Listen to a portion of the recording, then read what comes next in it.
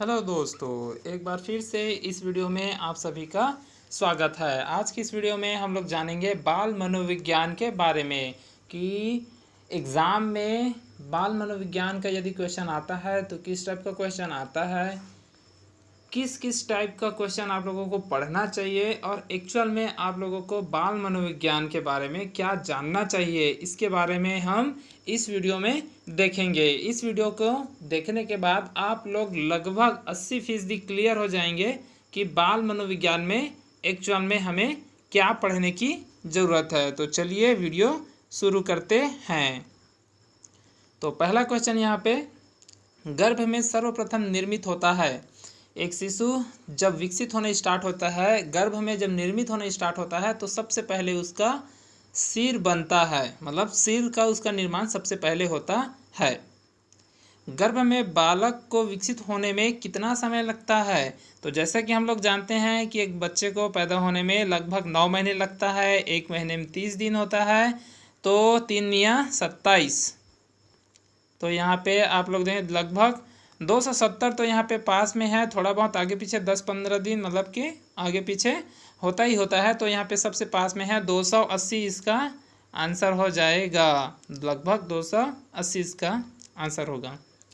बालक का विकास होता है, अभी पिछले क्वेश्चन में ही फर्स्ट वाला जो क्वेश्चन हम देखे थे कि बालक का निर्माण सबसे पहले कौन सा उसका हिस्सा होता है, तो सबसे पहले होता है सिर। तो बालक का विकास होता है सिर से पैर की ओर। गर्भ में संतान सर्वाधिक प्रभावित होता है। जब बच्चा गर्भ में रहता है तो किस चीज़ से सबसे ज़्यादा वो प्रभावित होता है? तो वो है माँ के पोषण से, माँ के खाने पीने से बच्चा जो है वो सबसे अधिक प्रभावित होता है माँ के पेट में। नवजात शिशु का भार होता है।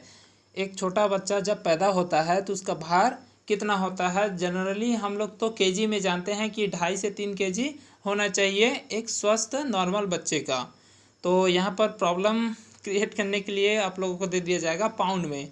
तो आप लोगों को याद रखना है कि एक नवजात शिशु का जो भार है लगभग 7 पाउंड होता है। नवजात शिशु में हड्डियों की संख्या कितनी होती है? तो एक नवजात शिशु में हड्डियों की संख्या जो है वो 270 होता है, लगभग नहीं 270 ही होता है। तो जैसे जैसे बच्चा विकसित होने स्टार्ट होता है, जैसे जैसे बड़ा होते जाता है, बहुत सारी हड्डियां जो है आपस में जुड़ने लगती है। तो एंड में मतलब कि जब तक बच्चा युवा अवस्था में आता है तब तक उसकी जो टोटल हड्डियों की संख्या रह जाती है वो हो जाती है 206। लगभग 206 उसकी हड्डियों की संख्या रह जाती है एक युवा व्यक्ति में। विकास शुरू होता है, तो विकास कहाँ से शुरू होता है? तो यहाँ पे दिया हुआ है प्रसव पूर्व अवस्था से। तो एक बच्चा कब से विकसित होना स्टार्ट हो जाता है? माँ के गर्भ से ही वो विकसित होना स्टार्ट हो जाता है। कितने वर्ष में सभी दूध के दांत निकल जाते हैं? तो एक छोटे बच्चे का जो दूध का दांत है 1 वर्ष के उसके होते होते तक जितने भी उसके दूध के दांत है वो निकल आते हैं। यहाँ पे हम लोग उम्र की अवस्थाएं देखेंगे। यहाँ पे कि बच्चा जब पैदा होता है वहाँ से 5 वर्ष तक की उसकी आयु को बोला जाता है शैशवावस्था। 5 वर्ष से 12 वर्ष की आयु को बोला जाता है बाल्यावस्था। 12 वर्ष से 18 वर्ष की आयु को बोला जाता है किशोरावस्था। 18 वर्ष से 25 वर्ष की आयु को बोला जाता है युवावस्था। 25 वर्ष से 55 वर्ष की उसकी आयु को बोला जाता है प्रौढ़ावस्था। और 55 से अधिक वर्ष को बोला जाता है वृद्धावस्था।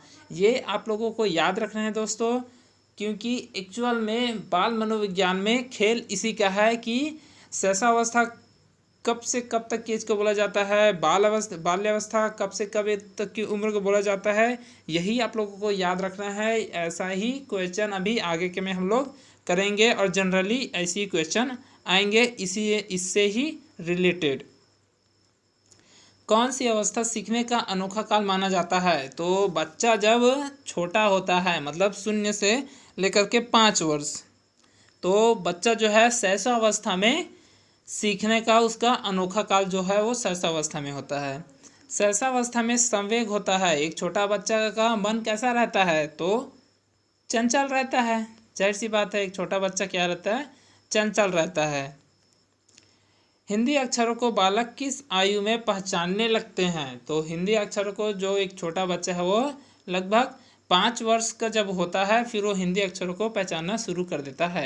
बालकों में संस्कारों का प्रारंभ कहाँ से होता है? तो बालकों में संस्कारों का जो प्रारंभ होता है वो उसके परिवार से होता है, उस बच्चे के अंदर संस्कार।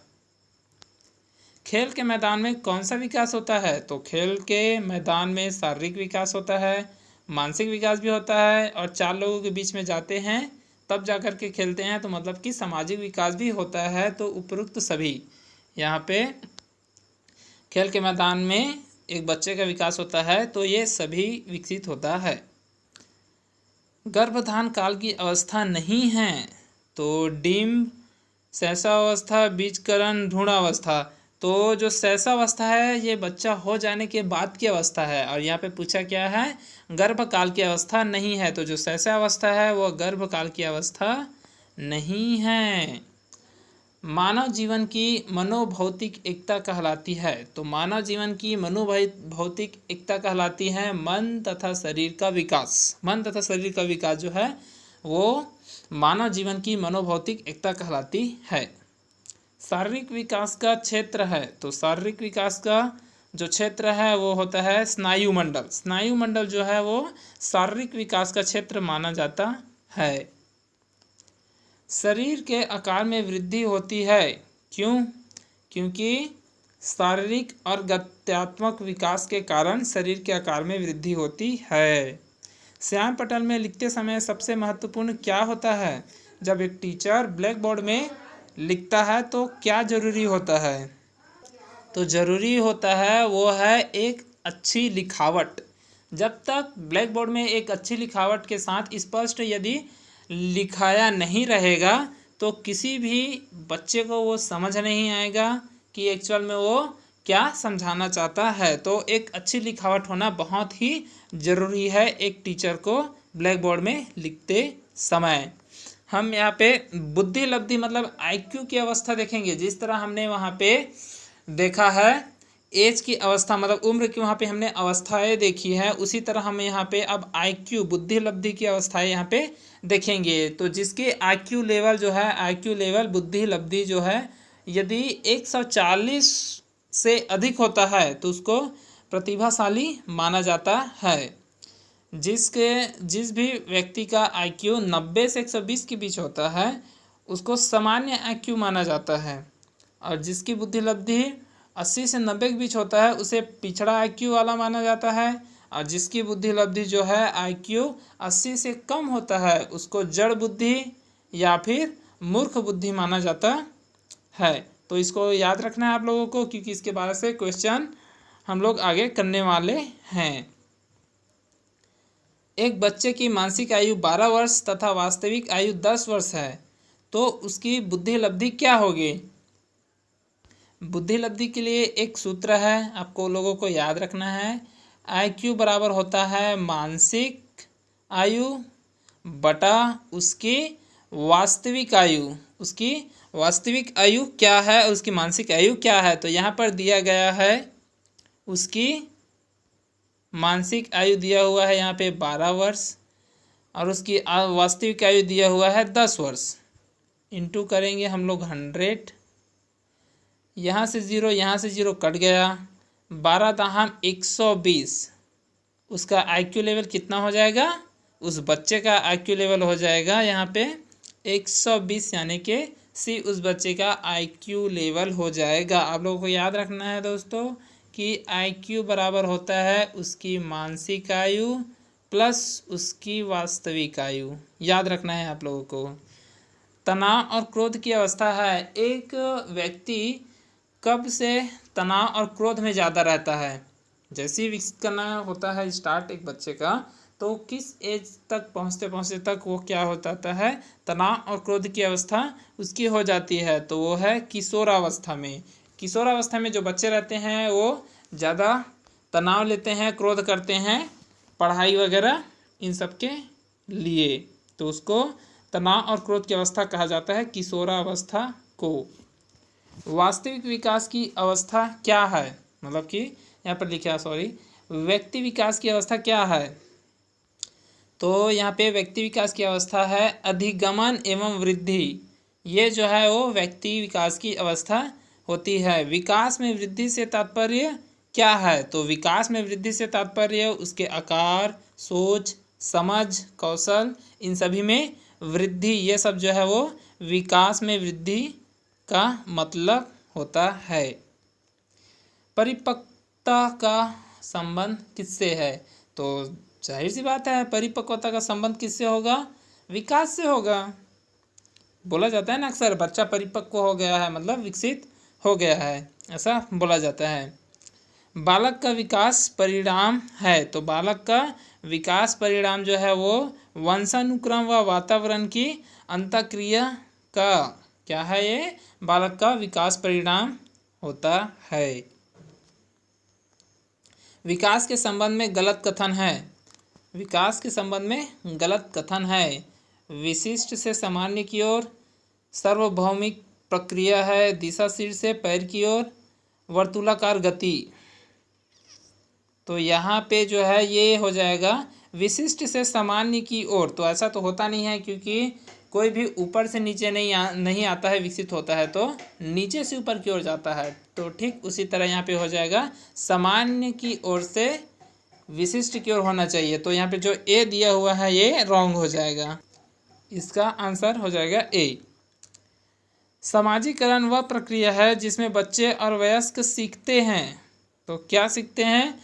समाजीकरण में परिवार से समाजीकरण प्रक्रिया सीखते हैं, विद्यालय से सीखते हैं, साथियों से सीखते हैं, इन सभी से सीखते हैं। इसका आंसर हो जाएगा ये सभी। इन सभी से ही एक व्यक्ति जो है, एक बच्चा या फिर एक वयस्क जो है वो समाजीकरण में वृद्धि करता है। इन सभी से, परिवार से, विद्यालय से, साथियों से, इन सभी से।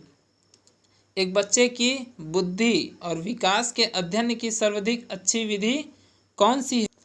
तो विकासी विधि जो है एक बच्चे की बुद्धि और विकास के लिए सबसे अच्छी विधि होती है। बच्चे की बुद्धि लब्धि 90 से 110 के मध्य है, वह कैसा बच्चा है? इसके बारे में हमने अभी बताया था कि आप लोगों को बुद्धि लब्धि की अवस्था हम लोग मतलब कि बुद्धि लब्धि IQ या लेवल यहाँ पे मैंने कराया है अभी कुछ ही देर पहले। तो वहाँ पे लिखा हुआ था कि जो 140 से प्लस रहता है उसको वो प्रतिभाशाली माना जाता है। 90 से 120 के बीच जो होता है वो सामान्य बुद्धि माना जाता है। तो यहाँ पे कितना दिया हुआ है? 90 से 110। तो कैसा हो जाएगा? सामान्य बुद्धि लब्धि वाला हो जाएगा। यहाँ पे इसका आंसर हो जाएगा सामान्य बुद्धि लब्धि। बाल मनोविज्ञान का जनक किसे कहा जाता है? यहाँ पे हम लोग वैज्ञानिकों के नाम के बारे में जानेंगे कुछ लेवल तक। तो बाल मनोविज्ञान का जनक माना जाता है थॉर्नडाइक को। तो थॉर्नडाइक जो है ये बाल मनोविज्ञान का जनक कहा जाता है।